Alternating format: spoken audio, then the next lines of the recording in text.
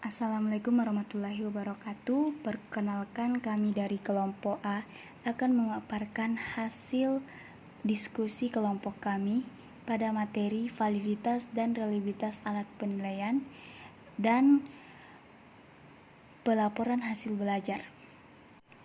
Sebelumnya, perkenalkan, nama saya Dea Putri Sabilah R dengan NIM 200201502002 sebagai pemateri pertama, Yeni Maharani Yudin dengan NIM 200201502006 sebagai pemateri kedua, dan Andi Putri Regina dengan NIM 200201500006 sebagai editor. Selanjutnya, materi kedua akan dibacakan oleh Saudari Yeni Maharani Yudin.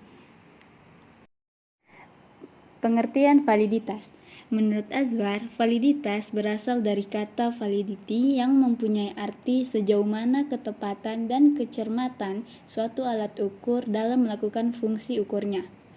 Suatu skala atau instrumen pengukuran dapat dikatakan mempunyai validitas yang tinggi apabila instrumen tersebut menjalankan fungsi ukurnya atau memberikan hasil ukur yang sesuai dengan maksud dilakukannya pengukuran tersebut.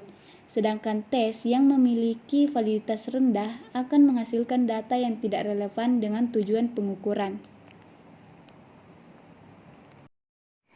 Melakukan uji validitas bertujuan untuk melihat seberapa tepat variabel yang digunakan dalam penelitian. Suatu penelitian dapat dikatakan valid apabila mampu memberikan hasil atas apa yang benar-benar ingin diukur. Dengan kata lain, hasil dari penelitian yang valid akan menjawab apa yang dipertanyakan dalam penelitian itu sendiri. Uji validitas terbagi dua, yaitu validitas item. Validitas item dilihat dari koreksi skor item dengan skor total item. Kedua, validitas faktor. Validitas faktor merupakan korelasi antara skor faktor dengan skor total faktor.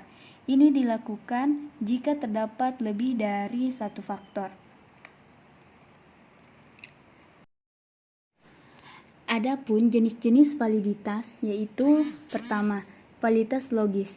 Validitas logis untuk sebuah instrumen evaluasi menunjuk pada kondisi bagi sebuah instrumen yang memenuhi persyaratan valid berdasarkan hasil penalaran. Valid dipandang terpenuhi karena instrumen yang bersangkutan sudah dirancang secara baik, mengikuti teori dan ketentuan yang ada. Validitas logis ada dua macam, yaitu validitas isi, berkenaan dengan kesanggupan alat penilaian dalam mengukur isi yang seharusnya. Artinya, tes tersebut mampu mengungkapkan isi suatu konsep atau variabel yang hendak diukur. Misalnya, tes hasil belajar bidang studi IPS harus bisa mengungkapkan isi bidang studi tersebut. Kemudian, validitas konstrak atau bangun berkenaan dengan kesanggupan alat penilaian untuk mengukur pengertian-pengertian yang terkandung dalam materi yang diukur. Apabila hasil tes tidak menunjukkan indikator-indikator yang tidak berhubungan, berarti ukuran tersebut tidak memiliki validitas konstrak atau bangunan pengertian. Validitas yang kedua yaitu validitas empiris. Istilah validitas empiris memuat kata empiris yang artinya pengalaman. Sebuah instrumen dapat dikatakan memiliki validitas empiris apabila sudah diuji dari pengalaman. Validitas empiris tidak dapat diperoleh hanya dengan menyusun instrumen berdasarkan ketentuan seperti halnya validitas logis, tetapi harus dibuktikan melalui pengalaman. Adapun jenis-jenis validitas empiris, yang pertama, validitas ada sekarang. Sebuah tes dikatakan memiliki validitas ini jika hasilnya sesuai dengan pengalaman. Misalnya, ingin mengetahui validitas tes sumatif yang disusun sudah valid atau belum, bias dibandingkan dengan nilai sumatif yang lalu. Yang kedua, validitas ramalan. Memprediksi artinya meramal sesuatu yang akan datang, jadi sekarang belum terjadi. Suatu tes dikatakan memiliki predictive validity tinggi jika hasil korelasi tes ini dapat meramalkan apa yang akan terjadi pada masa yang akan datang. Selanjutnya, faktor-faktor yang mempengaruhi validitas. Banyak faktor yang dapat mempengaruhi hasil tes evaluasi. Beberapa faktor tersebut secara garis besar dapat dibedakan menurut sumbernya, yaitu pertama, faktor yang berasal dari dalam atau faktor internal. Faktor yang berasal dari dalam tes, contohnya arahan tes yang disusun dengan makna tidak jelas sehingga dapat mengurangi validitas tes. Kedua, kata-kata yang digunakan dalam struktur instrumen evaluasi tidak terlalu sulit. Dan ketiga, item tes dikonstruksi dengan jelas. Kemudian faktor kedua yang mempengaruhi validitas yaitu faktor yang berasal dari luar atau faktor eksternal tes. Faktor yang berasal dari administrasi dan skor tes. Contohnya, waktu pengerjaan tidak cukup sehingga siswa dalam memberikan jawaban dalam situasi tergesa-gesa.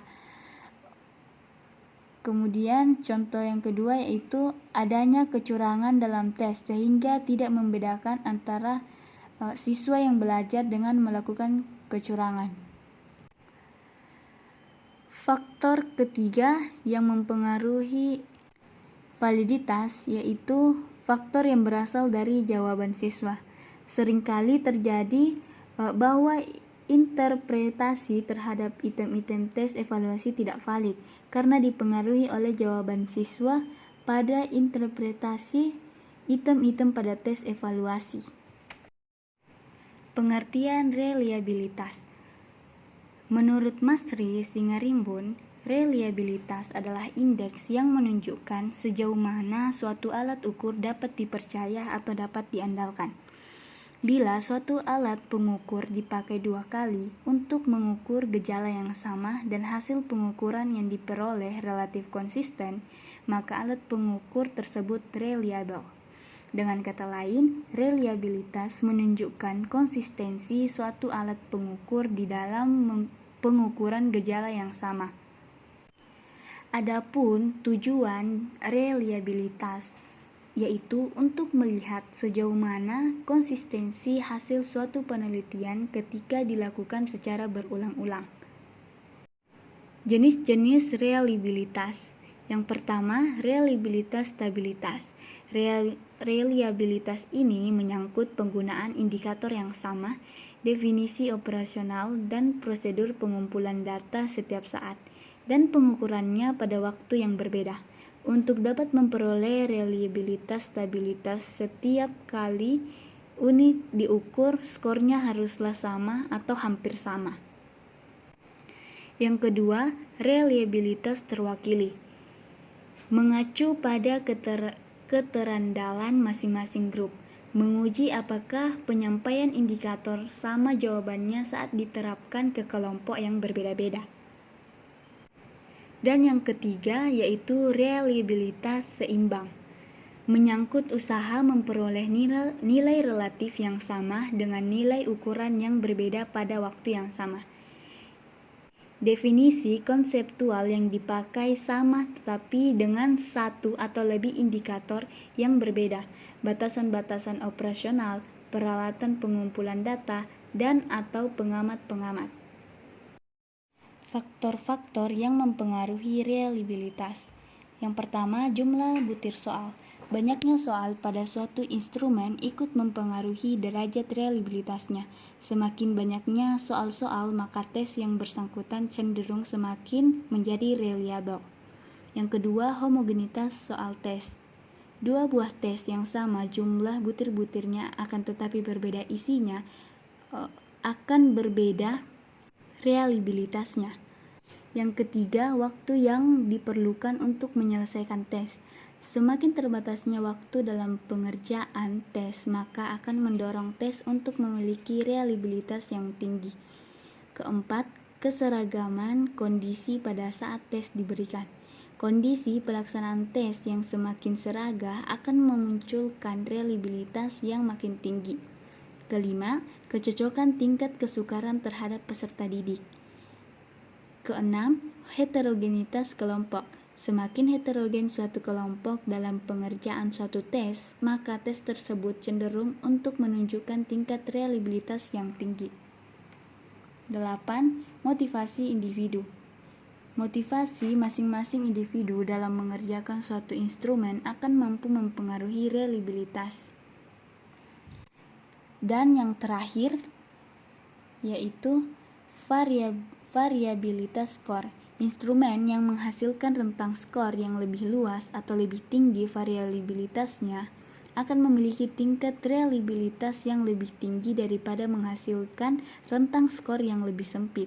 Seperti bentuk pilihan ganda cenderung menghasilkan tingkat reliabilitas yang lebih tinggi daripada bentuk benar salah.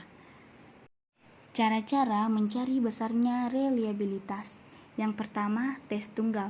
Tes tunggal adalah tes yang terdiri dari satu perangkat yang diberikan terhadap sekelompok subjek dalam satu kali pelaksanaan. Analisis data untuk pendekatan tes tunggal bisa dibagi menjadi dua macam teknik, yaitu teknik belah dua dan teknik non-belah dua. Kedua, tes ulang. Tes ulang adalah tes yang terdiri dari seperangkat tes yang diberikan kepada sekelompok subjek dua kali. Reliabilitasnya dihitung dengan cara mengkorelasikan hasil tes pertama dengan tes kedua. Dalam penggunaan tes atau metode ini, pengetes hanya memiliki satu seri tes tetapi dicobakan dua kali. Ketiga, tes ekuivalen. Tes ekuivalen adalah tes yang terdiri dari dua perangkat di mana soal-soal pada perangkat pertama ekuivalen dengan soal-soal pada perangkat kedua. Atas kesempatan yang telah diberikan. Baik, saya akan membacakan materi kedua yang bertemakan pelaporan hasil belajar. Apa itu pelaporan hasil belajar? Laporan hasil belajar merupakan hasil analisis pendidikan terhadap perkembangan belajar peserta didik. Adapun tujuan hasil belajar.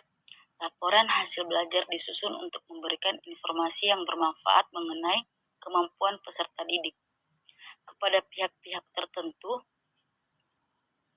yang berkepentingan agar mereka turut meningkatkan kemampuan peserta didik. Adapun karakteristik tes hasil belajar. Pertama, validitas. Kedua, reliabilitas. Ketiga, objektivitas. Keempat, praktikabilitas. Dan kelima, ekonomis. Adapun bentuk pelaporan hasil belajar. Yang pertama, portofolio. Yang kedua, diskusi atau konferensi. Yang ketiga, pameran karya. Itu saja yang mungkin bisa saya sampaikan tentang materi kedua. Kurang lebihnya mohon dimaafkan. Wabillahi taufiq wal hidayah. Wassalamualaikum warahmatullahi wabarakatuh.